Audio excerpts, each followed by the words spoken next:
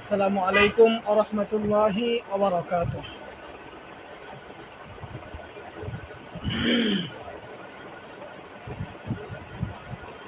আলহামদুলিল্লাহি ওয়া কাফা ওয়া সালামুন আলা ইবাদিহিল্লাযীনা ইসতাফা, আম্মা বা'দ।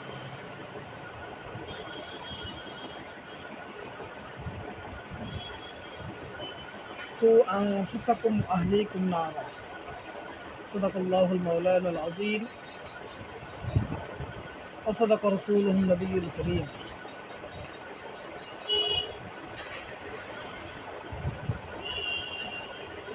قال رسول الله صلى الله عليه وسلم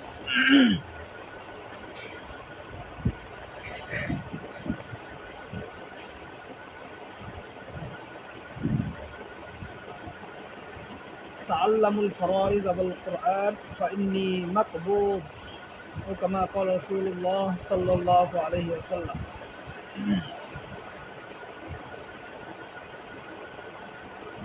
সম্মানিত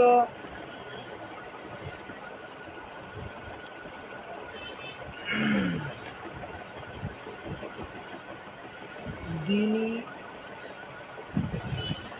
ইসলাম প্রিয় এবং শান্তিপ্রিয় সকল মানুষ যারা শান্তি, সমৃদ্ধি, সম্প্রীতি চায়, তাদের সম্পর্কে কিছু আলোচনা। যারা দ্বীন শিখতে চায়, যারা দ্বীন বুঝতে চায়,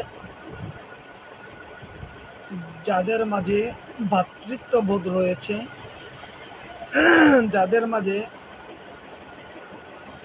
সম্প্রীতি রয়েছে, এমন লোকদের সম্পর্কে।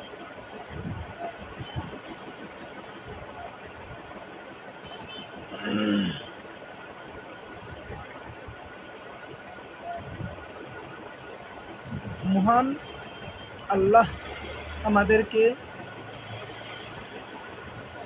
এই জগতে পাঠিয়েছেন আল্লাহ তাআলার হুকুমগুলা সুন্দরভাবে পালন করে রসুলের আদর্শে অনুপ্রাণিত হয়ে আমল করার জন্য। যারা আল্লাহর হুকুম পালন করে কিন্তু রসুলের আদর্শে অনুপ্রাণিত হয়ে নয়, আমি আবারও বলছি, যারা আল্লাহ তাআলার দ্বীন পালন করতে চায় কিন্তু আল্লাহর রসুলের আদর্শের বাহিরে গিয়ে তাদের আমল গ্রহণযোগ্য নয়। আবার যারা রসুলের আদর্শে অনুপ্রাণিত হয়ে আমল করে কিন্তু আল্লাহর হুকুমে নয়, তাদেরও আলোচনা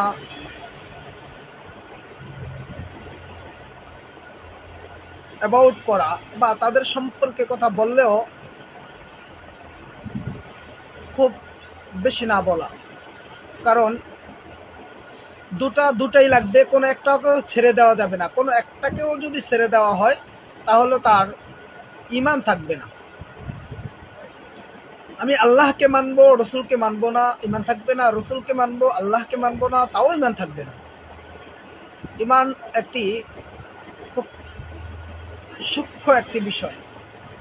অনেক সময় মানুষের এক কথার কারণে ঈমান চলে যায়। মানুষের একটি জবান থেকে, আপনার জিহ্বা থেকে যে ঘর্ষণের মাধ্যমে শব্দ সৃষ্টি হয়, সেই শব্দের কারণে আপনার ঈমান চলে যাওয়ার উপক্রম হয়, ঈমান চলে যায়। আমাকে যদি আল্লাহ তাআলা বানিয়ে জান্নাতে দিতেন তাহলে কারো কাছে কৈফিয়ত দেওয়া লাগতো না। তাহলে আল্লাহ জান্নাত বানাইলেন কেন, জাহান্নাম বানাইলেন কেন? তোমার আমল দ্বারা তুমি বুঝে নাও তুমি ভালো জায়গায় থাকার উপযুক্ত নাকি মন্দ জায়গায় থাকার উপযুক্ত। আমরা যদি খেয়াল করি, আমাদের সমাজ ব্যবস্থা আমরাই কলুষিত করেছি, আমাদের সমাজ ব্যবস্থা আমরাই নষ্ট করে দিয়েছি। আমাদের আধ্যাত্মিকতা আমরাই নষ্ট করে দিয়েছি। আপনি দেখবেন নিজের আমল নিজে না করে অন্যকে উপদেশ দেওয়া হচ্ছে। যেমন কয়েকদিন আগে একটি ঘটনা পুনরাবৃত্তি বা ঘটনা যদি আমি সামনে তুলে ধরি, তাহলে কোনো এক জেলাতে এক দিনী ভাই ওয়াইস ওখানে দিন প্রচার করতে গেলেন বা ওয়াজ করতে গেলেন বা নসিহত করতে গেলেন। কি হলো, তিনি যাবেন না তার নির্ধারিত অঙ্ক না পেলে। এখন নির্ধারিত অঙ্ক না পেলে তিনি যাবেন না,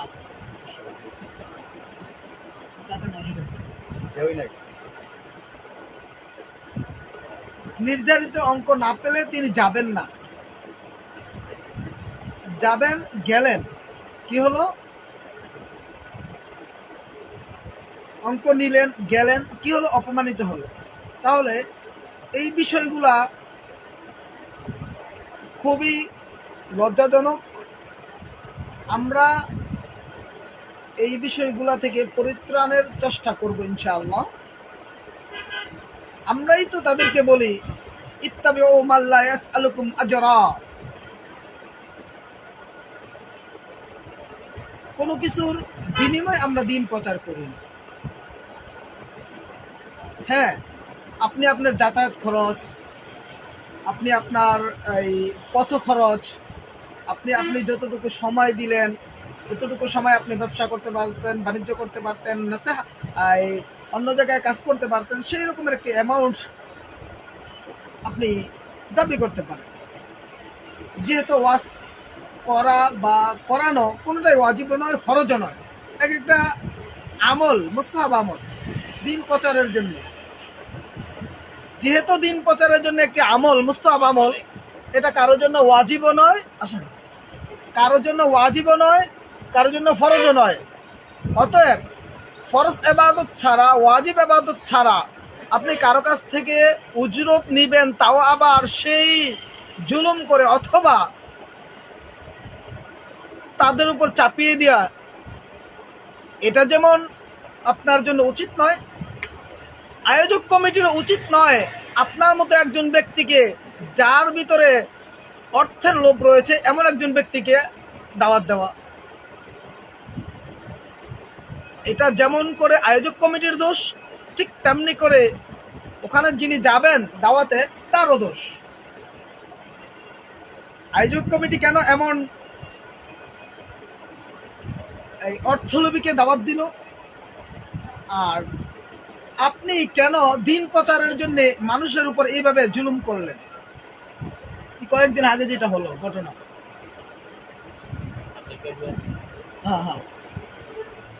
হ্যাঁ, তারপরে যে ঘটনাটা হইল, ফিডব্যাক, ওই এলাকার যারা আয়োজকরা ওই আলেমের উপরে যারা ক্ষিপ্ত হলেন, এটা আপনার জন্য উচিত হয়নি।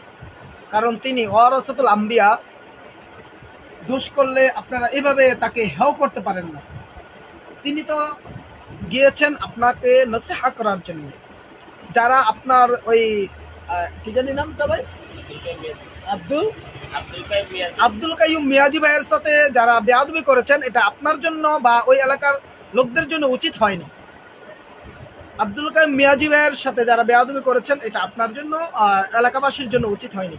আপনারা অন্য রকমের কথা বলতে পারতেন, বুঝে কথা বলতে পারতেন, কিন্তু আপনারা তাকে হেনস্থা করেছেন, এটা আপনার জন্য উচিতই হয়নি। যাই হোক, দ্বিতীয় প্রসঙ্গে আসি। আমাদের দেশে এখন দিন প্রচার হচ্ছে, কিন্তু 5 আগস্টের পরবর্তী যে কাহিনী আর 5 আগস্টের পূর্বের যে কাহিনী, দুটা ভিন্ন। এখন কোথাও প্রোগ্রাম করার জন্য তেমন কারো অনুমতির প্রয়োজন নেই, এলাকাবাসী করে ফেললেই হয়। এই অবস্থায় আমরা যদি যে আলেমদেরকে দাওয়াত দিব, আমরা তাকওয়া সম্পূর্ণ আলেমদের দাওয়াত দিব। আপনি খেয়াল করেন, আপনার মসজিদের ইমাম সাহেব যিনি দাওয়াত দিচ্ছেন ওই মহল্লার ইমাম সাহেবকে 5-7 হাজার টাকা বেতন দিচ্ছে না ঠিক মতো, আর 50-60 টাকা দিয়ে একজন ব্যক্তিকে যখন আপনি মাঠে ওয়াজের জন্য আসলেন, তাহলে ইমাম সাহেব কি তার চেয়ে শিক্ষিত কম? আপনি ইমামকে মূল্যায়ন করলেন না, করলেন। এমনও তো হতে পারে যিনি এখানে প্রধান, যিনি এখানে দায়িত্বে আসছেন বা ওয়াইজ হিসাবে আপনি 50 হাজার দিচ্ছেন, এমনও হতে পারে আপনার ইমাম থেকে সে পড়ালেখায় কম। তাহলে কি হলো? আপনার ইমামকে আপনি অবমূল্যায়ন করলেন। অবমূল্যায়ন কোথাও করা ঠিক নয়, অধিকাংশ ক্ষেত্রে এটাই হচ্ছে। সমাজ ব্যবস্থাটা এমনটাই রূপ নিয়েছে। আজ সমাজ ব্যবস্থার গুণে ধরার মূলে শুধু যে পারিপার্শ্বিক বিষয় তাও নয়, মানুষের কয়েকটা জিনিসের লোভ। একটা হলো আল হারিসু, যে লোভ, যে হিংসা, যে লোভ, যে পদলোভের কারণে দেখবেন সমাজে নেতৃত্ব দেয় 1000 টাকা খরচ করে বেড়ে পদের লোভের কারণে। মসজিদের সভাপতি হবে 1 লক্ষ টাকা খরচ করে ফেলে। আচ্ছা বলেন তো, মসজিদের সভাপতি হলে এখানে কি আপনাকে বেতন দেওয়া হবে? কি হবে আপনার মসজিদের সভাপতি? একক তো নামাজও তো পড়াতে পারবেন না। আপনি পারবেন? বাংলাদেশের 95 বা 98% মসজিদের যারা সভাপতি রয়েছেন, যারা সেক্রেটারি রয়েছেন, ক্যাশিয়ার রয়েছেন, তারা কোনো ইমাম, কোনো আলেমের সামনে নামাজ পড়াইতে পারবে এমন 2 জনও পাওয়া যাবে না। অথচ নিয়ম ছিল ইমামের অনুপস্থিতিতে, ইমাম যখন থাকবে না তখন সভাপতি, সেক্রেটারি, ক্যাশিয়ার বা নেতৃবৃন্দ নামাজ পড়াবে। আর এখন মসজিদগুলোতে দেখা যায় ইমাম সাহেব না থাকলে কি হাহাকার লাগে। এই হাহাকার থেকে মুক্তির জন্যে, পরিত্রাণের জন্যে প্রত্যেক এলাকায় আপনার সন্তানকে আপনি কোরআন শিক্ষা দিন, সহি করে কোরআন শিক্ষা দিন। আপনার সন্তানকে 7 বছর পর্যন্ত আপনি সহি করে এমনভাবে কোরআন শিক্ষা দিন। আমরা যদি বলি প্রাইমারি লেভেলে আমাদের প্রত্যেকটা বাচ্চাকে নামাজে পড়ানোর উপযুক্ত করে কোরআন তেলাওয়াত শিক্ষা দেওয়া আমাদের জন্য জরুরি, এবং এটা ফরজের মতো আমল করা জরুরি। আমাদের প্রাইমারি লেভেলটা এত বেশি কোরআন সহি করা প্রয়োজন যেন একজন ব্যক্তির ইমামের অনুপস্থিতিতে সে যেন ইমামতের উপযুক্ত হয়ে যায়, এমন সহি করে কোরআন শিক্ষা দেওয়া জরুরি। আমাদের প্রাইমারি লেভেলে কি হচ্ছে আমরা দেখছি, আমাদের ছেলেগুলাকে আমাদের ধর্মীয় বই, একজন হিন্দু যদি শিক্ষক পড়ায়, আমি হিন্দুকে ছোট করার জন্য বলছি না, একটি মুসলিম বই, ধর্মীয় বই বিধর্মের লোকেরা যখন পড়াইতে আসবে তখন সে তাকে কি শিক্ষা দিবে বলেন? এর জন্যে উলামায়ে কেরামের এবং মুসলমানদের আপ্রাণ চেষ্টা, মুসলমানদের প্রাণপ্রিয় দাবি, প্রত্যেকটা প্রাইমারি স্কুলে একজন করে সহি কোরআন তেলাওয়াত করনেওয়ালা হাফেজ আলেম একজন করে ধর্মীয় শিক্ষক হিসাবে নিয়োগ দেওয়া হোক, যেন আমাদের সন্তানেরা স্কুল থেকে আমাদের পড়াগুলা, কোরআন তেলাওয়াতরা সহি করে আসতে পারে। এটা নাই বিধায়ী তো আজকাল নুরানি মাদ্রাসাগুলা সুন্দরভাবে পরিচালিত হচ্ছে, কিন্তু আমরা তো এটা চাইনি। আমরা এই সমাজ ব্যবস্থায় চেয়েছি প্রত্যেকটা প্রাইমারি স্কুলে একজন হাফেজ আলেম নিয়োগ হবে ধর্মীয় শিক্ষক হিসাবে, তিনি আমাদের সন্তানদেরকে ধর্মীয় শিক্ষা দিবেন। ইংরেজির জন্য যদি ইংরেজির টিচার হতে পারে, বাংলার জন্য যদি বাংলার টিচার হতে পারে, সমাজের জন্য যদি সমাজ বিজ্ঞানের টিচার হতে পারে, তাহলে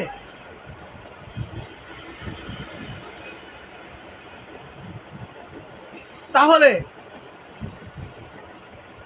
তাহলে ধর্মীয় শিক্ষার জন্য কেন ধর্ম শিক্ষক থাকবে না? এটা কম্পালসারি হওয়া উচিত।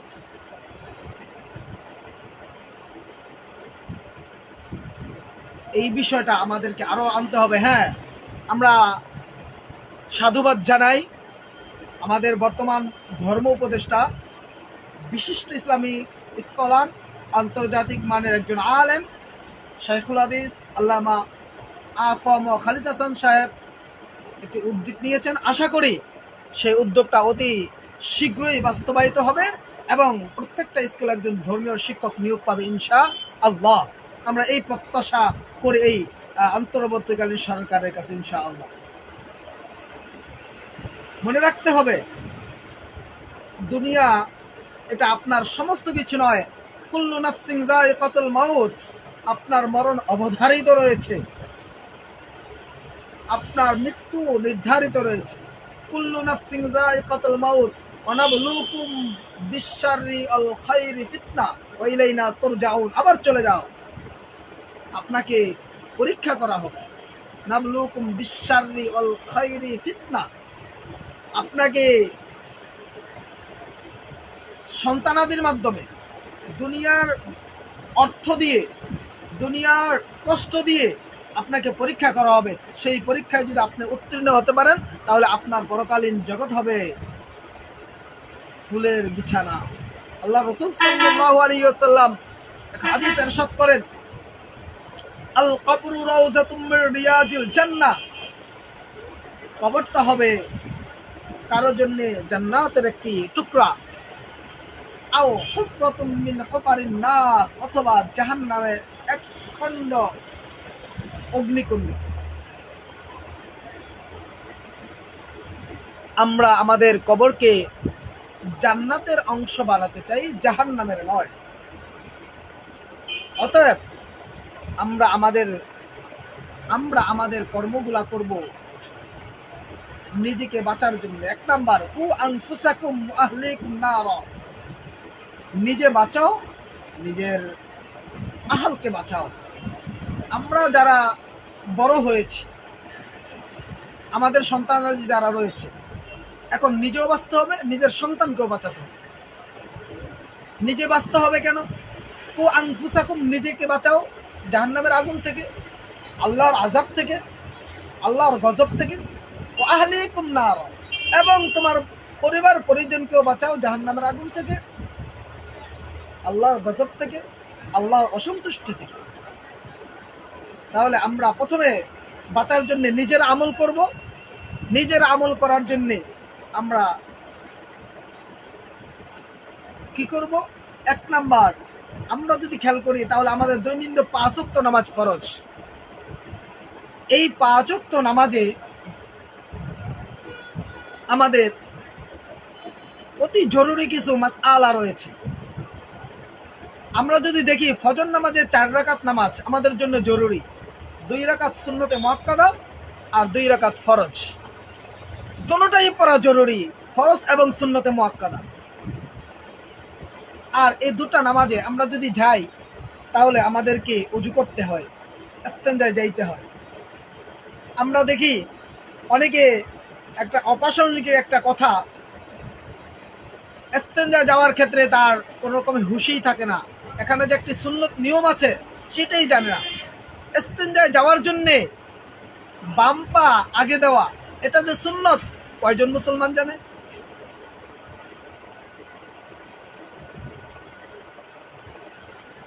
আপনি ইস্তেনজায় গেলেন, অনেকে ইস্তেনজায় গিয়ে এরকমের দেখছি রাস্তাঘাটে যে সে ইস্তেনজা করতেছে, প্রস্রাব করতেছে আর সিগারেট টানতেছে। বাহ, তোমার কি লজ্জা বজ্জা নাই? তুমি প্রস্রাবও করছো, ইস্তেনজাও করছো, আবার সিগারেটও টানতেছো। তুমি খাবারও খাইতেছো, আবার ইস্তেনজাখানায় বসে আছো। এর জন্য ইস্তেনজাখানায় খাওয়া পান করা তো নিষেধ। ইস্তেনজাখানায় খাওয়া পান করা নিষেধ, আপনি কিভাবে পান করলেন? লজ্জাবোধ থাকা উচিত। আপনি ওযু করবেন, ওযুর ফরজ কয়টা? ওযুর ফরজ 4টি। এখন আপনি ওযুর ফরজ 4টি, ওযু করতে গেলেন, শীতের মৌসুম, একটু তাড়াহুড়া করে যদি ওযু করে ফেলেন তাহলে আপনার যদি কোনো এক অংশ বাকি থাকে, আপনার চেহারার এক অংশ, কোনো অংশ বাকি থাকলো, চুলের গোড়া থেকে থুতনির নিচ পর্যন্ত, এক কানের লতি হতে অপর কানের লতি পর্যন্ত আপনার আমার জন্য পুরা মুক্ত হতে করা ফরজ। কানে এই কনুই পর্যন্ত ধৌত করা ফরজ। মাথা মাসাহ করা ফরজ, পা ধৌত করা ফরজ। এখন এগুলা তাড়াহুড়া করে আমল করলে আপনার কোনো একটা যদি বাকি থেকে যায় তাহলে তো আপনার নামাজ হলো না। কষ্ট করে শীতের মৌসুমে উঠলেন, নামাজটা হলো না। এর জন্য আমাদেরকে এই মাসআলাটা, অজুর ফরজ কয়টা, হ্যাঁ, গোসলের ফরজ কয়টা, নামাজের ফরজিয়াত কয়টা, আমরা নামাজে যাই, আমাদের সূরা ঠিক করবেন। আমাদের আলেম ওলামারা মুসল্লিদিকে বারবার বলেন যে ভাই সূরা ফাতিহাটা একটু শোনান। অনেক মুসল্লি দেখা যায় ইমামরা যখন বলে যে ভাইজান আপনি সূরা ফাতিহাটা শোনান, দেখি সহি হচ্ছে কিনা, তখন মুসল্লিরা শোনাতে চায় না, লজ্জাবোধ করে। আপনি কেন লজ্জাবোধ করলেন? আপনার তো লজ্জা হওয়া উচিত। যখন আল্লাহ আপনাকে ডাকবে, যখন আল্লাহ বলবে তুমি কিভাবে নামাজ আদায় করেছো, আমার কোরআন তেলাওয়াতই তুমি সহি করতে পারলা না, আমার কোরআনটাই সহি করতে পারলা না, তোমাকে 70 বছর হায়াত দিলাম, 50 বছর হায়াত দিলাম, হ্যাঁ, তুমি আমার কোরআন তেলাওয়াতটা সহি করলা না, তুমি কেমন? এর জন্য প্রত্যেকের উচিত নিজ নিজ ইমামের কাছ থেকে কমপক্ষে সূরা ফাতিহা সহ আরো কমপক্ষে 5টা, কমপক্ষে 4টা সূরা শিক্ষা করা প্রত্যেকের জন্য দায়মি ফরজ। কোন মুসলমান কমপক্ষে 5টা সূরা লাগবে, সূরা ফাতিহা এবং অন্য 4টা সূরা। কারণ এক সালামে 4 রাকাতের বেশি সুন্নতে মুআক্কাদা নেই, ফরজও নেই। তাহলে আপনার জন্য উচিত হবে আপনার ইমামের সাথে সুসম্পর্ক রেখে ইমাম থেকে আপনার কোরআন তেলাওয়াত সহি করা। এটা হলো আপনার বুদ্ধিমানের কাজ, আর আপনি নেতৃত্বের কাজ নয়। নেতৃত্ব আপনার কবরে যাবে না। আপনি কত বড় নেতা হলেন তাও কবরে যাবে না। আপনি কত বড় অনেক বড় মন্ত্রী হলেন, অনেক বড় এমপি হলেন, আপনার কবরে কেউ যাবে না, আপনার আমলটাই যাবে। অতএব নেতৃত্ব দিতে গিয়ে নিজের আমল, নিজের জিন্দেগি নষ্ট করেন না। নিজের জিন্দেগি নষ্ট করা যাবে না, নিজের জীবনকে নষ্ট করা যাবে না। মনে রাখতে হবে আমার জীবনের হিসাব আমাকেই দিতে হবে, আমার জীবনের হিসাব আমাকেই দিতে হবে। এই বিষয়টা আমাদের মাথায় রাখতেই হবে, এই বিষয়টা আমাদের মাথায় রাখতেই হবে। কি হয়, আমরা কি দেখি, নেতৃত্ব দিতে গিয়ে নিজের ফ্যামিলি, নিজের সন্তানাদিকে ছিন্ন ভিন্ন করে দেয়। এটা করা যাবে না। নিজে আমল করেন, সূরা ফাতিহা শিখেন, অন্য 4টা সূরাগুলো শিখেন। তারপরে কি, নামাজের আগে যে 7টা ফরজ, নামাজের আরকান আহকাম 13টা ফরজ আছে, এই 13টা ফরজ শিখেন। নামাজের সোজা বাংলায় যদি আমরা বলি, নামাজের বাহিরে 7 ফরজ, শরীর পাক, কাপড় পাক, নামাজের জায়গা পাক, সতর ঢাকা, কিবলামুখী হওয়া, উক্তমত নামাজ পড়া, নামাজের নিয়ত করা। আপনি সবকিছু করলেন কিন্তু আপনার কাপড় পাক না, সবকিছু করলেন জায়গা পাক না, আপনি অনেক কিছু করলেন, আপনার সতর খোলা। সতরটা কেমন খোলা? অনেক ভাইকে দেখা যায় প্যান্ট পরে নাভির নিচে। আমি আবারও বলছি, সতর আপনার কিভাবে নষ্ট হয়? অনেক ভাই দেখি প্যান্ট নাভির নিচে পরে, অনেক নাভির নিচে পরে, রুকুতে গেলে তার মাজার পাছার অর্ধেক বেরিয়ে থাকে, সেজদায় গেলে তার পাছার অর্ধেক বেরিয়ে থাকে। ভাই আপনার তো ফরজই তরক হয়ে গেল, আপনার নামাজ হবে কিভাবে? সতর ঢাকা তো একটা ফরজ, দায়মি ফরজ, আপনি সেটা আদায় করলেন। এর জন্য মুসলমান ভাই ও বন্ধুদের উচিত হলো, আমরা যখন প্যান্ট অথবা আমরা যখন কাপড় পরবো, আমাদের কাপড়টা যেন নাভির উপরে থাকে এবং হাঁটুর নিচে থাকে। এটা হলো পুরুষের দায়মি ফরজ। আপনি নামাজে দাঁড়াইলেন, আপনি নাভির নিচে প্যান্ট পরলেন, আর আপনি সেজদায় যাওয়ার পরে আপনার প্যান্টের অর্ধেক দেখা যাচ্ছে মাজার। আপনিও গুনাহগার হলেন, যিনি আপনার দিকে তাকাইলো সেও গুনাহগার হলো। তাহলে কি হলো? এই রকমের পোশাক পরার দরকার আছে? এটা মুসলমানদের পোশাক হতেই পারে না, মুসলমানদের পোশাক এটা হতেই পারে না। এখন দেখা যায় মুসলমানের অনেক সন্তানেরা হাঁটুর উপরে প্যান্ট পরে একটু আধুনিক সাজে।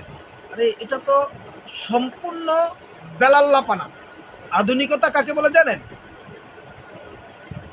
আধুনিক হলো আপনি আপনার ধর্ম পালন করে আপনি সুন্দরভাবে হাঁটাচলা করেন, আপনার ধর্ম বলেছে আপনাকে হাঁটুর নিচে, নাভির উপরে হাঁটুর নিচে কাপড় পরার জন্য। নাভির উপর থেকে হাঁটুর নিচে, এটা আপনার দাইমি ফরজ। আর আমরা কি করতেছি? ট্রেডিশনাল। যদি আপনি আধুনিক হতে চান তাহলে সেই, আরে আপনার লজ্জাস্থান ঢাকার জন্য ছাগলের একটা লেঞ্জা আছে, সেটা লজ্জাস্থানের উপর থাকে। কুকুরের লেঞ্জা আছে, তার লজ্জাস্থানের উপর থাকে। আর আপনি তো মানুষ, আশরাফুল মাখলুকাত, আপনার লজ্জাস্থান খোলা থাকে। লজ্জা করে না? যেটাকে আল্লাহ আদেশ দিয়েছেন ঢেকে রাখার জন্য। আপনার এতটুকু তো লজ্জাবোধ হওয়া উচিত যে আমি কি করতেছি, আমি আমার দাইমি ফরজ আদায় করলাম কিনা। আমি আপনার দাইমি ফরজটা আদায় করলাম কিনা, এটা কি আমার জন্য উচিত নয়?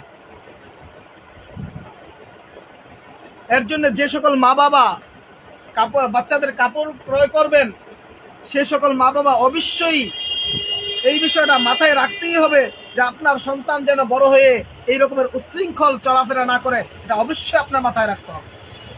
আপনাকে ওইভাবে পরিপাটি করে আপনার সন্তানকে গড়ে তুলতে হবে। কারণ আপনার সন্তানের উপরে আপনার অনেক কিছু নির্ভর করে। আপনার সন্তান চুরি করলে যেমন আপনি লজ্জিত হবেন, আপনার সন্তান জাহান্নামে গেলে আপনি লজ্জিত হবে, আপনাকে জাহান্নামে নিয়ে যাবে সে।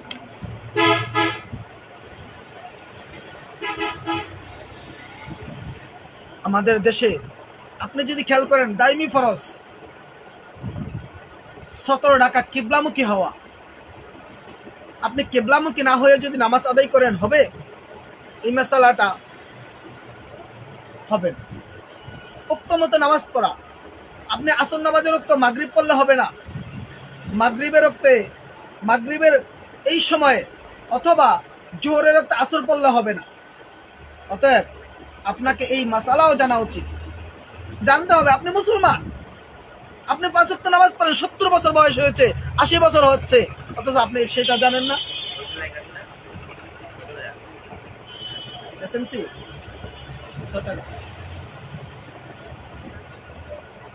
তাহলে আপনি কিভাবে চলবেন বলেন? আপনার নামাজ পড়ার জন্য 3:18 টাকা, আপনার নামাজ পড়ার জন্য, আপনার নামাজ পড়ার জন্য, আপনার ইবাদত করার জন্য আপনি যদি এই মাসআলা না জানেন, তাহলে আপনি কিভাবে এতকাল নামাজ পড়লেন? এর জন্য উচিত হবে আপনার ইমাম থেকে, আপনার আলেম থেকে, আপনার অনেক জায়গায় আমার নিজেদের বাতিজা আছে, ভাই বারাদার আছে, যে কি করে আলেম, তাদেরকে থেকে আপনি শিখবেন, জানবেন, বুঝবেন, ধরে ধরে বলবেন, ভাই আমাকে নামাজের এই মাসআলাটা বলো, বাবা নামাজের এই মাসআলাটা বলেন, অথবা বাতিজা নামাজের এই মাসআলাটা আমাকে বলে দাও। আপনাকে তো কেউ নিষেধ করবে না। আপনারা বাতিজার কাছে জানতে চান না, আপনারা ভাইয়ের কাছে জানতে চান না, আপনারা ছোট কারো কাছ থেকে শিখতে চান না। শিখার জন্য কোনো বয়স নেই, শিখার কোনো বয়স নেই। আপনি শিশু থেকে অন্তকাল পর্যন্ত আপনার শিখার অপশন রয়েছে। অতএব যারা লজ্জার কারণে শিখেন না, তারা আরেকটা জাহান্নামের কাজ করতেছে। একটাও তো আপনি অপরাধ করলেন, নিজে পারেন না, আবার পাড়া লোক আপনার পাশে আছে, আপনি না শিখে মূর্খতায় থেকে গেলেন, তাহলে আপনার জন্য ডবল অপরাধ। আপনি জানলেন না কেন? আরেকটা উদাহরণ দেখুন। রাষ্ট্র একটা আইন করলো, আইনটা সবার জন্য বলবৎ। এখন আপনি 2 মাস পরে যদি বের হয়ে বলেন কোন ওই অপরাধটা করলেন, আর আপনি যদি কোর্টে দাঁড়িয়ে বলেন আমি এই আইন জানি না, তাহলে কি কোর্ট কি আপনাকে রক্ষা করবে? কোনো অবস্থায় কোর্ট আপনাকে রক্ষা করবে না। কারণ আপনি, সরকার আইন করেছে এই আইনটা মানার জন্য, অবজ্ঞা করার জন্য নয়। আল্লাহ আপনাকে আদেশ দিয়েছেন আল্লাহর ইবাদত করার জন্য, আর এই ইবাদত কিভাবে করতে হবে তার জন্য রাসূল পাঠিয়েছেন। রাসূল আমাদেরকে শিক্ষা দিয়েছেন যে এভাবে আমল করতে হবে। তাহলে আমরা আল্লাহর হুকুম মানতে গিয়ে রাসূলের আদর্শ আমাদের মানা ছাড়া কোনো রকমের উপায় নেই। রাসূলের আদর্শ কিভাবে মানব, সেই নমুনা আল্লাহর রাসূল তার সাহাবায়ে কেরামকে শিক্ষা দিয়েছেন।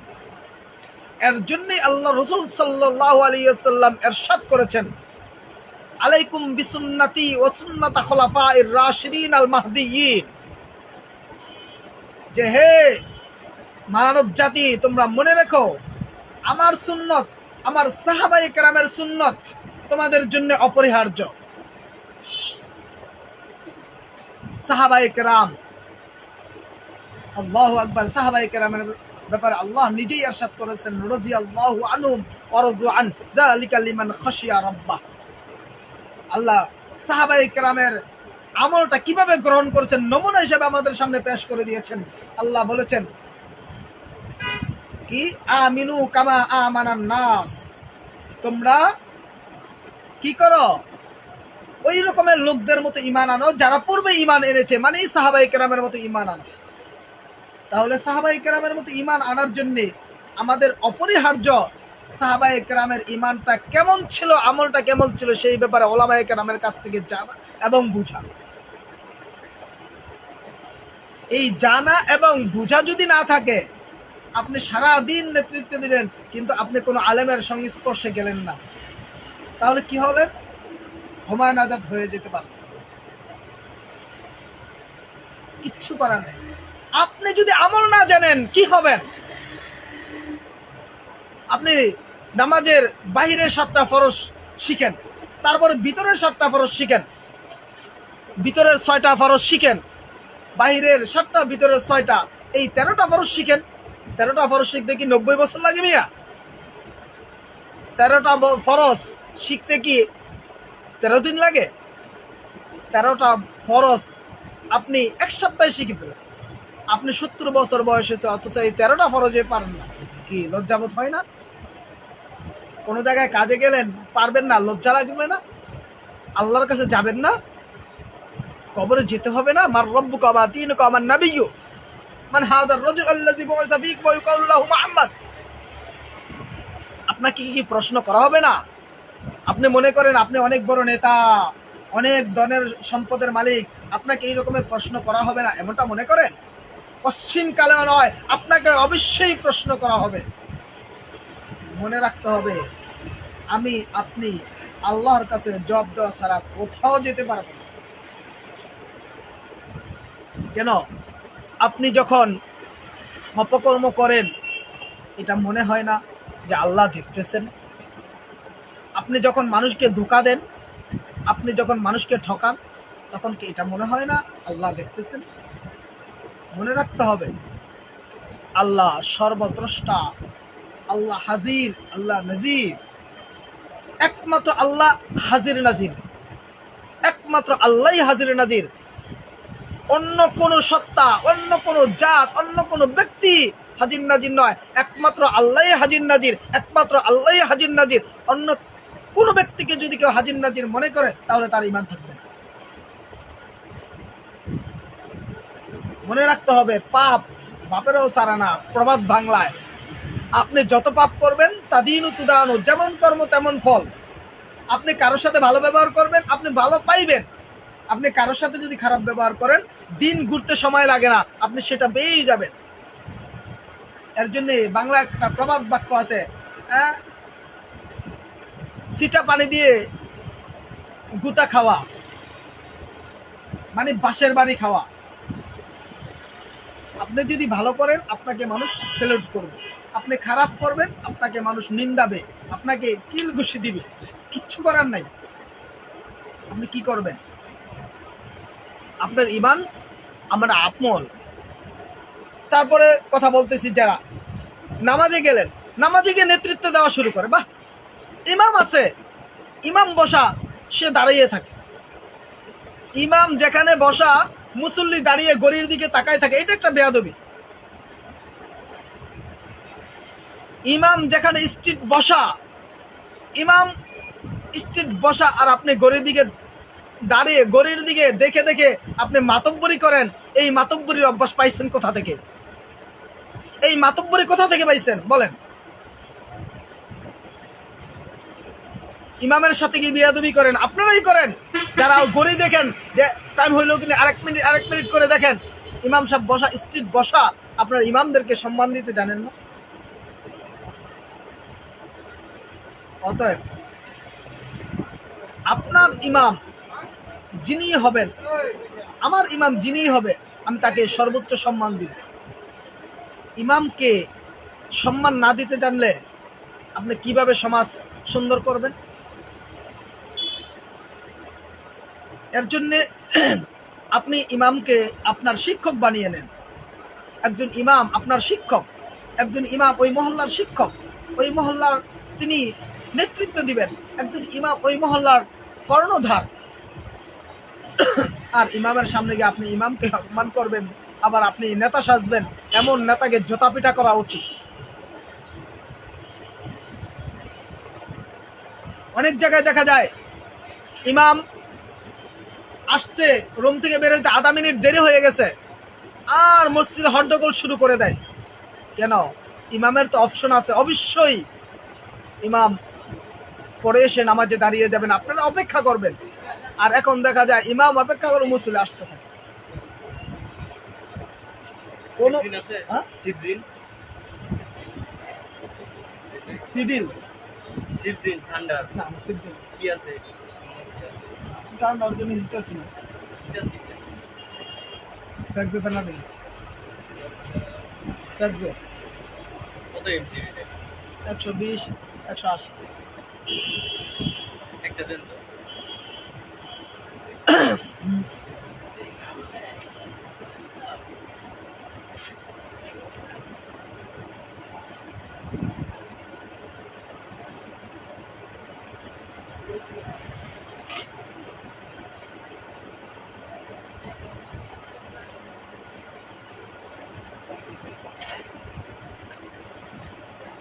আপনার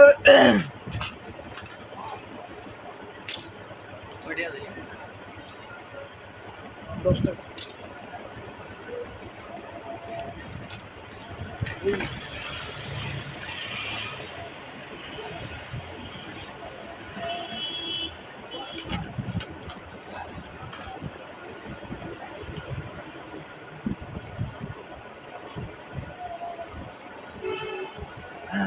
জি, যে কথা বলতেছিলাম, মানুষকে মূল্যায়ন করুন, আপনার ইমামকে মূল্যায়ন করুন, ইমামের কাছ থেকে শিখুন।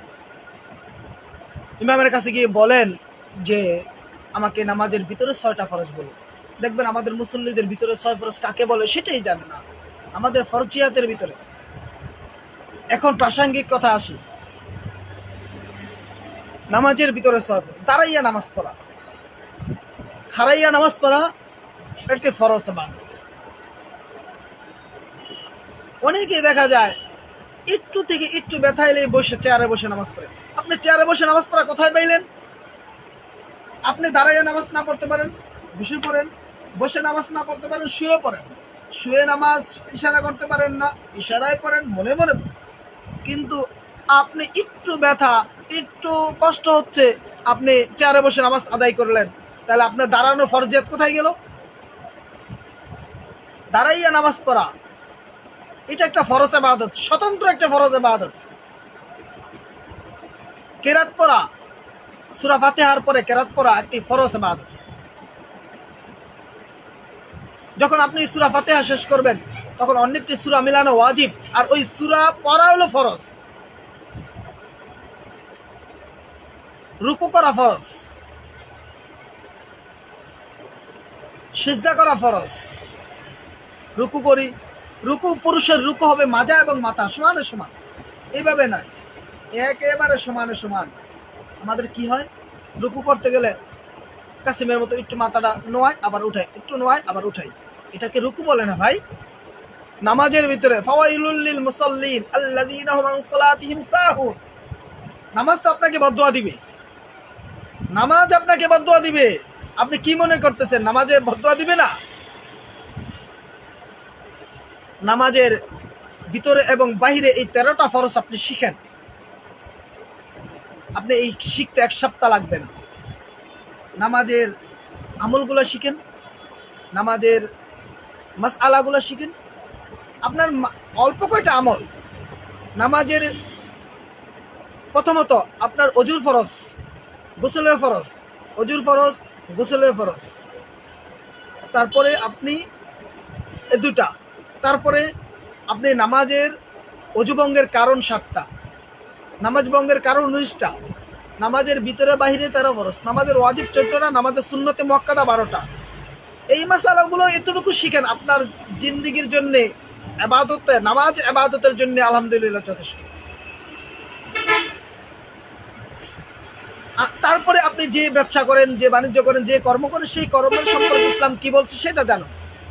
আবারও বলছি, অজুর ফরজ 3টা, অজুর ফরজ 4টা, গোসলের ফরজ 3টা, অজু ভঙ্গের কারণ 7টা, নামাজের ভিতরে এবং বাহিরে 13 ফরজ, নামাজের ওয়াজিব 14টা, নামাজের সুন্নতে মুআক্কাদা 12টা, নামাজ ভঙ্গের কারণ 19টা। এই কতগুলো মাসালা জানেন, তাহলে আপনি নামাজ বা ইবাদতের জন্য, এই সম্পর্কে ইবাদতের জন্য, সালাতের জন্য আপনি আলহামদুলিল্লাহ যথেষ্ট। অথচ 99% লোকেরই এই মাসআলাগুলা জানা নেই, আমলগুলাও জানা নেই। তাহলে আমরা কি করব? আমাদের মুসল্লিদেরকে, ইমামদেরও অবশ্যই দায়িত্ব আছে। ইমাম সাহেবরা মুসল্লিদেরকে যতটুকু সম্ভব নামাজের মাসআলাগুলো শেখানো। আমাদের সমাজে তো এটা বললে অনেকে আলেমের গায়ে ধরে যাবে। আমাদের ইমাম সাহেবরা অধিকাংশ ইমাম সাহেবরা এখন অলস, অধিকাংশ ইমাম সাহেবরা এখন অলস। সে কি করে? নামাজ পড়ায়, নাস্তা করে, ঘুম দেয়, আবার জোহর ওয়াক্তে উঠে নামাজ পড়ায়, আবার জোহরের পরে ঘুম দেয়, আসর ওয়াক্তে উঠে নামাজ পড়ায়, একটু পাইসারি করে, মাগরিব পড়ায়, এশা পড়ায়, আবার খাইয়াটে ঘুম। অধিকাংশ ক্ষেত্রে এমন অলস। কেন? একজন ইমাম তো অলস হওয়ার কথা নয়। একজন ইমাম অলস হওয়ার কথা নয়। একজন ইমাম থাকবে এক্সপার্ট, একজন সেনা সৈনিক, মেজরের মতো, তৎক্ষণাৎ আপনি প্রস্তুত। ইমামতি যারা করবেন, অলসতা করা যাবে না। ইমামতির ক্ষেত্রে কোনো অবস্থাতে অলসতা করা যাবে না। আর মহল্লার লোকদেরকে বলা হবে, আমি সকল মহল্লার লোকদেরকে বলবো, যারা এই ভিডিওটা এখন দেখছেন অথবা পরবর্তীতে দেখবেন, আমি মহল্লাবাসীদেরকে বলবো, আপনারা ইমাম নিয়োগ দেওয়ার ক্ষেত্রে শিক্ষিত, মার্জিত ইমাম নিয়োগ দিবেন এবং ইমামকে অলস বানাবেন না।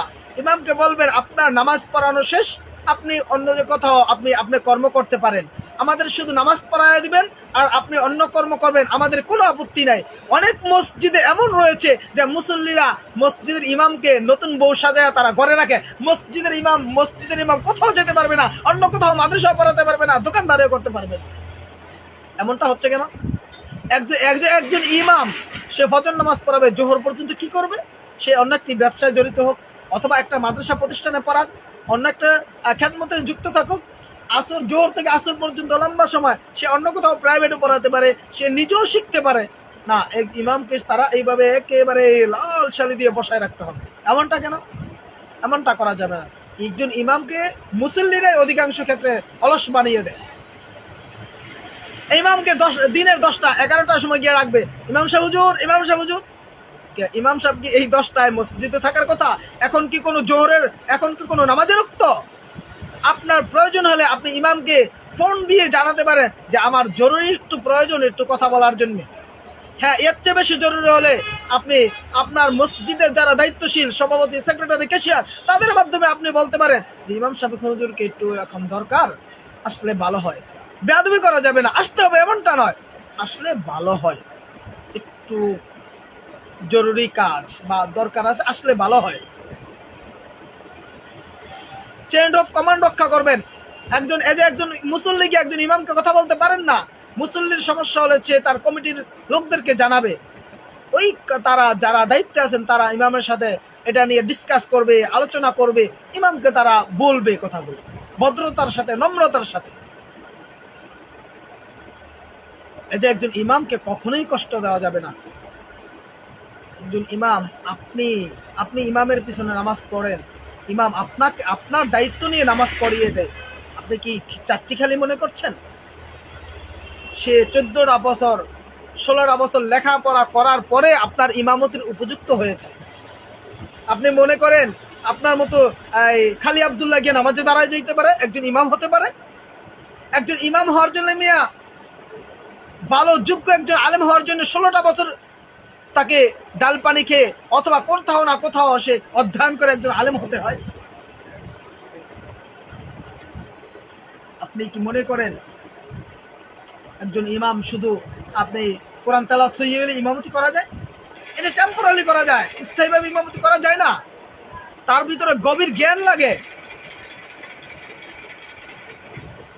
ইমামকে মুসল্লিরা চাইলে অনেক কিছু করতে পারে। ইমামকে মুসল্লিরা চাইলে অনেক কিতাবাদি দিয়ে সহযোগিতা করতে পারে, যে এই কিতাবটা আমার পক্ষ থেকে হাদিয়া দিলাম, এই কিতাবটা আমার পক্ষ থেকে হাদিয়া দিলাম। তাহলে ইমামরা উদ্বুদ্ধ হয়, আরো বেশি মোতালা করে, আরো বেশি অধ্যয়ন করে, আপনাকে আমাকে জানাইতে সহজ হয়।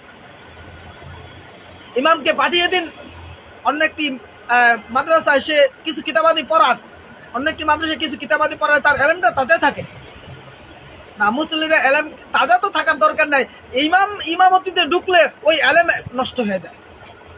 ইমামতিতে ঢুকলে এলেমগুলো খেয়ে ফেলে, মুসল্লিদের চাপেই খেয়ে ফেলে। কারণ ওই যে মুসল্লিরা ইমামদের কোথাও দায়িত্ব দেয় না।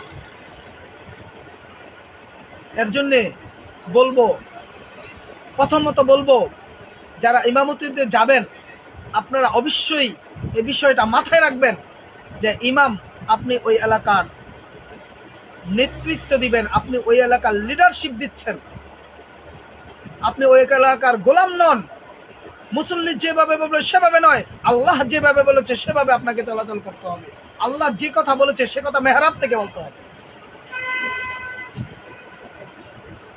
মেহরাব থেকে যদি আপনার হক কথা না আসে তাহলে কোথা থেকে আসবে বলেন?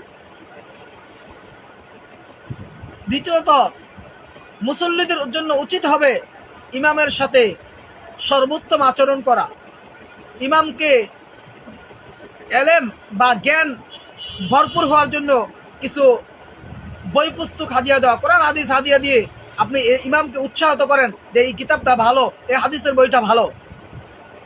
তৃতীয়ত, মুসল্লিরা ইমামদেরকে মসজিদে বসায়া না রাইকা একজন ব্যবসায় নিয়োজিত করে দেন, মাদ্রাসায় খেদমতে লাগাই দেন, ব্যবসায় নিয়োজিত, তার ফ্যামিলি একটু ভালো চলবে। যে একজন ইমামের সন্তান আপনার কয় টাকা বেতন? বর্তমান সময় প্রায় 80% মসজিদগুলোতে 10,000-এর নিচে বেতন। বর্তমান সমাজে কি বেতন এই 10,000-এর বেতন চলে? বর্তমান সমাজে 10,000 টাকায় আসলে কিছু চলে না। তাহলে আপনার সন্তান যখন কোন আইসক্রিম খায় 70 টাকা দিয়ে, ইমামের সন্তান কি কোন আইসক্রিম খাওয়ার উপযুক্ত নয়? আপনার সন্তান যখন গ্রিল খাবে, ইমামের সন্তান কি গ্রিল খাওয়ার উপযুক্ত নয়? কেন আপনি তাকে আটকায় রাখছেন? বরঞ্চ আপনি ইমামতির পাশাপাশি তাকে, তার মহল্লাবাসীর উচিত হবে তাকে ইমামকে কোন একটা আরেকটা আয়ের উৎস খুঁজে দেওয়া, যে একটু বেশি যেন ইনকাম করতে পারে, ইমামের ফ্যামিলি যেন ভালো চলতে পারে। শুধু দাওয়াতের উপর নির্ভর করলে হবে না। দাওয়াত খাইতে বলছে কে? আমাদের ইমামদেরকে মৃত ব্যক্তিদের কুলকানিতে দাওয়াত দেওয়া হয়, না গেলে এই তোলপাল শুরু হয়ে যায়, ইমাম সাহেব ভালো না, এই সেই। আরে ভাই, একটা মানুষ মারা গেল, একটা মানুষ মারা যাওয়ার পরে দোয়া তো হবেই, তার জন্য কি এটা কুলকানি করে খাওয়াতে হবে হাজার হাজার শত শত লোকের? এটা কোন হাদিসে পাইছেন যে কুলকানি করতে হবে, শত শত লোক দাওয়াত দিতে হবে? আবার ওখানে নারী পুরুষের কোনো বালাই নেই, পর্দা পুষিতা তো নাই, আল্লাহর হস্তে পর্দা থাকে না ওখানে। নারী পুরুষ যেমনে সেমনে বৈশা খাইতেছে, একটা একটু নফল ইবাদতের জন্য ফরজ তরক করে ফেলতেছে।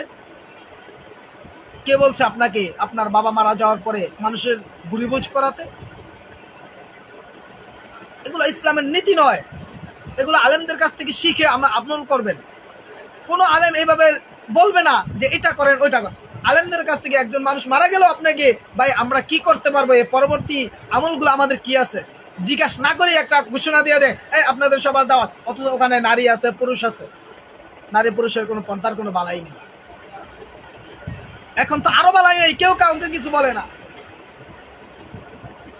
তাহলে অতএব যে যেখানেই থাকেন আমাদের উচিত হবে ইসলামের মূল বিষয়গুলো মানুষের সামনে তুলে ধরা। পর্দা ফরজ, সুদ হারাম, ঘুষ হারাম, এবং মানুষের বদনাম করা হারাম, পরনিন্দা হারাম, পরস্ত্রী কাতরতা হারাম, গীবত করা হারাম। এই বিষয়গুলো আমাদের মাথায় রাখতে হবে। আপনি ইবাদত করেন, সালাম দেন সুন্নত, ব্যবসা করেন সুন্নত। আপনি যে কোনো ব্যবসা করতে পারেন হারাম ব্যবসা ছাড়া। আপনি আমি আল্লাহর ওয়াস্তে আমরা দিন প্রচার করব, দিনের প্রচার প্রসারে আমরা অগ্রগামী হব। উলামায়ে কেরাম দিনের ধারক এবং বাহক। আল উলামা ওয়ারাসাতুল আম্বিয়া। উলামায়ে কেরাম হলো দিনের ওয়ারিস, নবী কেরামের ওয়ারিস, নবী কেরামের আলেমের ওয়ারিস। অতএব আলেমরা এই আলেম মানুষের মাঝে ছড়িয়ে দিবে। কোন ব্যক্তি এই ছড়ানোর মধ্যে বাধা প্রদান করতে পারবে না। যারা বাধা প্রদান করতে চায় তারাই ধূলিসাৎ হয়ে যাবে। কারণ আল্লাহর দ্বীন কিয়ামত পর্যন্ত জারি থাকবে। তোমরা যারা দ্বীনের পথে বাধা হবে তোমরাই ধূলিসাৎ হয়ে যাবে, নমরুদ কারুনের আর জাহেলের মতো। মনে রাখবা আল্লাহর দ্বীন এই জমিনে আছে, থাকবে। পারলে সহযোগিতা করব, না পারলে মুখে সহযোগিতা করব। পারলে অর্থনৈতিক সহযোগিতা করব, না পারলে মুখে সহযোগিতা করব, না পারলে অন্তরে দোয়া করব, আল্লাহ এই কাজটা যেন ভালো হয়, আমাদের সমাজে জারি করে দাও। আর যদি খারাপ কাজ দেখি, পারলে হাতে বাধা দিব, না পারলে মুখে বাধা দিব, না পারলে অন্তরে ঘৃণা করব, এই কাজটা ভালো নয়, আমি এই কাজের সাথী নই।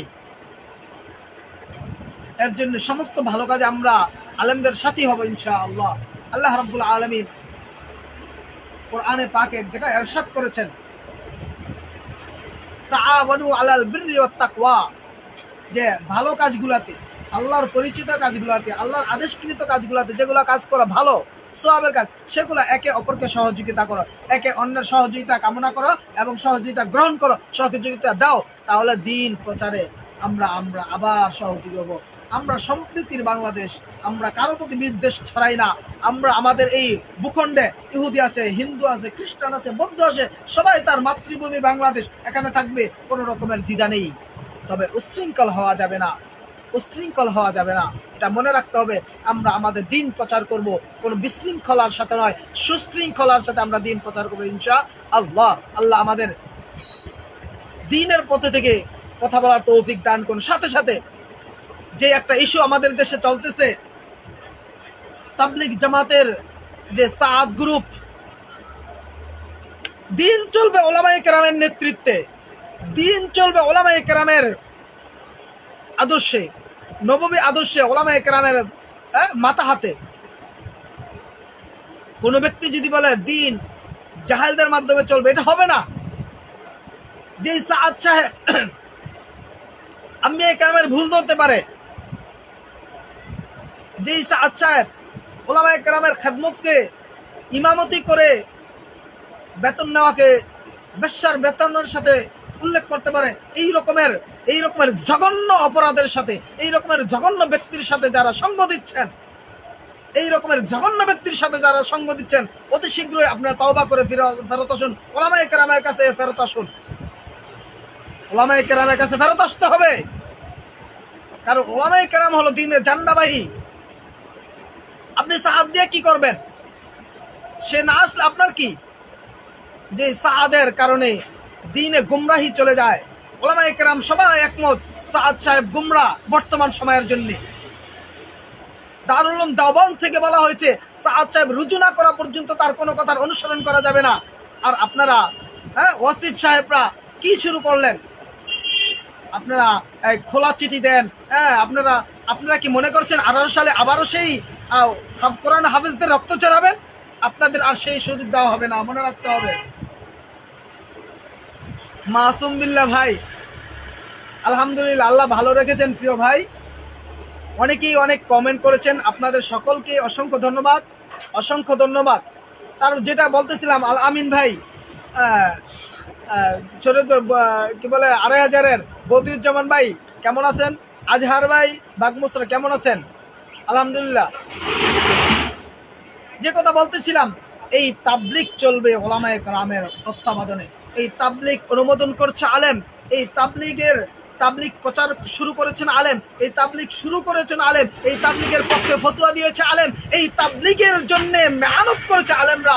আর তোমরা জাহেলরা মাঝখানে এসে তোমরা ডিভাইডেড তৈরি করতে চাও, তোমাদের পিঠে চামড়াও থাকবে না। সাদিয়ানি বাংলাদেশে চলবে না, মনে রাখতে হবে। এটা ওলামায়ে কেরামের দেশ। এখানে হকপন্থী ওলামায়ে কেরাম রয়েছে, এখানে ওলামায়ে কেরামের পদচারণা রয়েছে, প্রত্যেকটা মহল্লায় মহল্লায় ওলামায়ে কেরাম রয়েছে। তোমরা যদি কোনো অবস্থাতেই উশৃঙ্খলা হও, 18 সালের মতো আর ছাড় দেওয়া হবে না। তোমরা অনেকগুলো হাফেজের রক্ত জড়িয়েছ ওলামা, ওই 18 সালে আবারও তোমরা ওলামায়ে কেরামের উপর আক্রমণ করেছ। সাবধান সাদিয়ান, তোমরা তো সন্ত্রাসী হয়ে যাচ্ছ। তোমরা কিভাবে কথা বলো? তোমাদের পাঠ দ্বারা মনে হচ্ছে সন্ত্রাস হচ্ছে এমনের যে তোমরা সন্ত্রাসী বাহিনী দ্বারা এই দেশের ভিতরে সাদিয়ান প্রকাশ করবে। কোনো অবস্থাতেই এটা চলবে না। অতএব আবারও বলছি, যারা সাদ সাহেবের পক্ষ নিয়েছেন সোজা পথে চলে আসুন, কারণ কোন গুমরাহি বাংলার জমিনে চলবে না। গুমরাহি কোনো অবস্থাতেই সাপোর্ট করা যাবে না। গুমরাহি সাদ সাহেবের যে রকমের মতাদর্শ, সেই রকমের মতাদর্শ যদি আপনার ভিতরে থাকে, তাহলে আপনাকেও পরিত্যাজ্য ঘোষণা করা হবে। এই রকমের মনে রাখতে হবে, যারা আজ এই যে সাদ সাহেবের পক্ষ নিয়ে, আল্লাহ তাআলা তাকে হেদায়েত দান করুন, আল্লাহ তাআলা তাকে হেদায়েত দান করুন, উনি রুজু হোক। আমরা চাই উনি হেদায়েতের পথে চলে আসুক, তাহলে আমাদের মধ্যে আর কোনো দ্বন্দ্ব থাকবে না। কিন্তু আপনি মানুষদেরকে জাহান্নামের দিকে নিয়ে যাবেন আর আমরা বসে বসে দেখবো, এটা কখনোই হতে পারে না। আপনারা মানুষদেরকে জাহান্নামের দিকে নিয়ে যাবেন আর আমরা এটা বসে বসে আঙ্গুল চুষবো, এটা কখনোই হতে পারে না। মনে রাখতে হবে, এই দেশ ওলামায়ে কেরামের রক্তে রঞ্জিত, রক্ত দিয়ে স্বাধীন হয়েছে। সেই পলাশী থেকে শুরু করে আজ 2024 পর্যন্ত প্রত্যেকটা রণাঙ্গনে ওলামায়ে কেরামের রক্ত রয়েছে। প্রত্যেকটা রণাঙ্গনে, প্রত্যেকটা সিপাহী বিপ্লবে, প্রত্যেকটা অর্জনে ওলামায়ে কেরামের রক্ত রয়েছে। আপনি পলাশী যুদ্ধের দেখেন, দিনদার ওলামায়ে কেরামের রক্ত রয়েছে। আপনি 1857 দিকে তাকান, সেখানে ওলামায়ে কেরামের রক্ত রয়েছে। 47 তাকান, সেখানে ওলামায়ে কেরামের রক্ত রয়েছে। 71 দিকে তাকান, সেখানে ওলামায়ে কেরামের রক্ত রয়েছে। আর যদি 24 দিকে তাকাই, তাহলে আমরা দেখি এখানেও প্রায় 73 জন হাফেজ আলেমের রক্তে এই দেশ ইসলাম প্রিয়, মুসলিম প্রিয়, ইসলাম প্রিয় এই দেশের জন্য ওলামায়ে কেরাম রক্ত দিয়েছে। এই দেশ আমাদের রক্তে কেনা দেশ। সাদিয়ানি ফাদিয়ানি কোনো কাম পাবে না। এই দেশ আমাদের রক্তে রঞ্জিত দেশ, রক্তের বিনিময়ে এই দেশ অর্জিত হয়েছে। মনে রাখতে হবে, আমরা কাউকে ছোট করে বলছি না, আমরা স্পষ্ট বলতে চাই, এই দেশ ওলামায়ে কেরামের রক্তে রঞ্জিত। এই রক্তের দামে কিনা এই বাংলাদেশ প্রিয় মাতৃভূমি। এই প্রিয় মাতৃভূমি যদি দিনের ভিতরে ডিভাইডেড তৈরি করতে চায়, তাহলে তাদেরকে ছাড় দেওয়া হবে না। এক বিন্দু পরিমাণ কারোকে ছাড় দেওয়া হবে না। আপনি কি মনে করেন ছাড় দেওয়া হবে? কোনো অবস্থাতেই ছাড় দেওয়া হবে না। কোনো অবস্থাতেই আমরা বিভাজন চাই না। আমরা চাই সম্প্রীতির বাংলাদেশ, আমরা চাই সহমর্মিতার বাংলাদেশ। এই প্রিয় মাতৃভূমির জন্যে আমাদের ওলামায়ে কেরামের রক্ত রয়েছে। এটা শাহজালালের বাংলাদেশ, বখতিয়ারের বাংলাদেশ, তুমিরের বাংলাদেশ। এই বাংলাদেশে কোনো অবস্থাতেই যারা ধর্মবিদ্বেষী, যারা ইসলাম বিদ্বেষী, তাদেরকে ঠাঁই দেওয়া হবে না। তোমরা কয়েকদিন আগে যিনি আল্লামা শফি রহিমাহুল্লাহ হুজুরকে তেঁতুল বলেছেন, আমি উপদেষ্টার কথা বলছি, ওনাকে উপদেষ্টা নিয়োগ দেওয়া হলো এতগুলো ওলামায়ে কেরামের রক্তে যেখানে দেশটা সমৃদ্ধি বৈষম্যের জায়গায় চলে আসলো। এই বৈষম্যের অবস্থা থেকে যেখানে এই ফারুকের মতো একজন ইসলাম বিদ্বেষীকে যখন আপনি উপদেষ্টা বানালেন, তাহলে আমাদের রক্তের দাম কে দিবে? আমাদের রক্ত যে ওলামায়ে কেরাম এখানে রক্ত দিয়েছে, ওলামায়ে কেরামের বিসর্জন দিয়েছে, আর সেই বিসর্জনের উপরে বৃদ্ধাঙ্গুলি দেখে আপনি ইসলাম বিদ্বেষীদেরকে আপনি উপদেষ্টা বানিয়ে দিলেন। আপনি উপদেষ্টা বানান কিসের ভিত্তিতে? আপনি উপদেষ্টা বানালেন কিসের ভিত্তিতে? আপনি তার হাজার হাজার ভিডিও দেখেন, তার প্রত্যেকটা কাজে কর্মে ইসলাম বিদ্বেষী রূপ প্রকাশ পায়। আপনি তার কয়েকটা নাটকে যদি দেখেন, সে লিভ টুগেদার এবং ফ্রি মাইন্ড এবং কি বলে এটাকে ফ্রি সেক্সুয়াল বিষয়গুলো সে মানুষের সমাজে উপস্থাপন করে সমাজকে কলুষিত করে দিচ্ছে, সমাজকে তা আজ ধ্বংসের মুখে ঠেলে দিচ্ছে। সাবধান, ইসলাম বিদ্বেষীদেরকে কোনো অবস্থাতেই অন্তর্বর্তীকালীন সরকারে রাখা যাবে না। এই দেশ মুসলমানদের রক্তের কিনা, এই দেশ ওলামায়ে কেরামের রক্তে রঞ্জিত। কত হাফেজ এখানে শহীদ হয়েছে, কত আলেম এখানে শহীদ হয়েছে। এই দেশকে শুধু বৈষম্যের অবস্থান, বৈষম্যমূলক আচরণ থেকে মুক্তির জন্যে, বৈষম্যহীন বাংলাদেশ গড়ার জন্যই তো আমরা এত কিছু করলাম। তাহলে আমাদের সমাজে এখনো কেন ইসলাম বিদ্বেষী দ্বারা ওলামায়ে কেরাম নিগৃহীত হবে? কয়েকদিন আগে দেখলাম অনেকগুলা ছাত্র ভাইদেরকে গ্রেফতার করা হলো। এমনটা হলো কেন? তাহলে ফ্যাসিস্টদের আপনারা তো ফ্যাসিস্ট রূপ ধারণ করলেন। এটা ঠিক নয়, এটা ঠিক নয়। আবারও বলছি, এটা ঠিক নয়। এটা সুফলা বাংলাদেশ, শস্য সমৃদ্ধ, সুন্দর, সহমর্মী, সম্প্রীতির বাংলাদেশ। বৈষম্য তৈরি করা যাবে না। যার যার ধর্ম শেষে পালন করবে, যার যার অবস্থান শেষে পালন করবে, কোনো রকমের বৈষম্য চলবে না। আমরা কোনো ইসলাম বিদ্বেষীকে মেনে নিব না, অবশ্যই সে তওবা করে যদি ফেরত না আসা পর্যন্ত। আল্লাহ রাব্বুল আলামিন আমাদের এই সকলকে, আমাদের এই প্রিয় মাতৃভূমি সোনার বাংলাদেশকে সোনায় রূপান্তরিত করার জন্য সকলকে ইসলামের ছায়াতলে ইসলামের ছায়াতলে এনে আল্লাহ তাআলার কাছে আমরা সবাই একনিষ্ঠভাবে সিজদায় লুটিয়ে পড়ব। আল্লাহ যেন আমাদের সকলকে এই সমৃদ্ধি বাংলাদেশ, সুন্দর বাংলাদেশ, আমাদের যেন সকল ভেদাভেদ ভুলে আমরা যেন আমাদের বাংলাদেশকে সমৃদ্ধশীল করতে পারি, সাথে সাথে আমাদের ঈমান যেন খাঁটি করতে পারি। আমরা আমাদের ঈমানকে তাজা করব, আমরা আমাদের আমাদের আমলগুলো তাজা করব। এতে করে সমাজ কি বলল সেটা আমাদের দেখার বিষয় নয়, আমি আমার আমল করে যাব ইনশাআল্লাহ। অতএব এই প্রত্যাশা, এই চাহিদা, এই কামনা সাদিয়ানিকে ছাড় দেওয়া হবে না। যারা আল্লাহ রসুলদের ব্যাপারে, আম্বিয়া কেরামের ব্যাপারে কালাম করেছে, যারা ইমামতির উজরতকে যারা খারাপভাবে উপস্থাপন করছে, যারা ওলামায়ে কেরামের কাজগুলোকে বাধাগ্রস্ত করছে, তাদেরকে ছাড় দেওয়া হবে না। আর ইসলাম বিদ্বেষী যিনি রয়েছেন সেই ফারুকের ব্যাপারে অতি শীঘ্রই বিহিত ব্যবস্থা গ্রহণ করতে হবে। সে জাতির কাছে ক্ষমা চেতে হবে, অন্যথায় তার এইগুলার জন্য তার অনুতপ্ত করতে হবে এবং তাকে ওই উপদেষ্টা পদ থেকে অপসারণ করতে হবে। এটা অপসারণ করতেই হবে। অতএব আমরা কারো খারাপ চাই না, আমরা ভালো চাই। ওলামায়ে কেরাম কখনোই খারাপ চায় না, ওলামায়ে কেরাম সবার ভালো চায়, দিন চায়। দিন যেন সবাই পালন করতে পারে, সবাই যেন নিজ নিজ ধর্ম পালন করতে পারে, আমরা সেই কামনা করি। আল্লাহ রাব্বুল আলামিন আমাদের সকলকে, আমাদের এই বাংলাদেশকে বিদেশি আন্তর্জাতিক সকল ষড়যন্ত্র থেকে হেফাজত করে আমাদের এই দেশকে সুখী সমৃদ্ধ দেশ হিসাবে গড়ে তুলে আল্লাহর ইবাদত করার মতো সেই রকমের সুন্দর পরিবেশ আমাদেরকে দান করুন। আমিন। ওয়া আখিরু দাওয়ানা আলহামদুলিল্লাহি রাব্বিল আলামিন। আসসালামু আলাইকুম ওয়া রাহমাতুল্লাহি ওয়া বারাকাতুহু।